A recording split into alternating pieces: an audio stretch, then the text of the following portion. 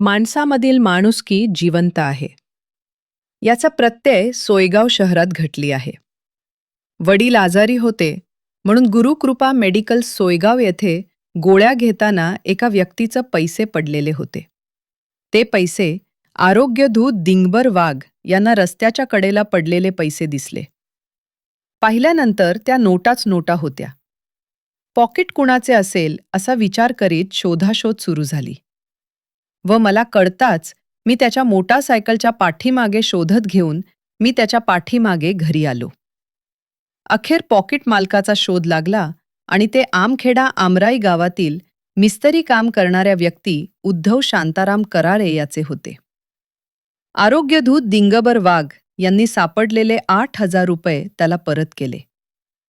माणुसकी जिवंत आहे याचा प्रत्यय आरोग्यदूत दिगंबर वाघ सोयगावंकर यांच्या प्रामाणिकतेतून दिसून आला.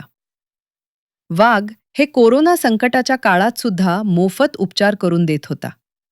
म्हणून माणुसी आपली माणुसकी अद्यापही विसरला नाही. सापडलेले पैसे परत करून दिंगबर वाघ यांनी त्याचा प्रत्यय दिला. परंतु माणुसकी जिवंत असली की कितीही संकटे आली तरी माणूस आपल्यातील प्रामाणिकपणा सोडत नाही याचा प्रत्यय आला. तर आपले हरविलेले पैसे परत मिळणार यावर उद्धव कराळे यांचा विश्वासही बसत नव्हता. वाघ यांनी प्रामाणिकतेचे कौतुक उद्धव कराळे यांची प्रामाणिकपणे पैसे परत केल्याची वार्ता गावभर पसरली.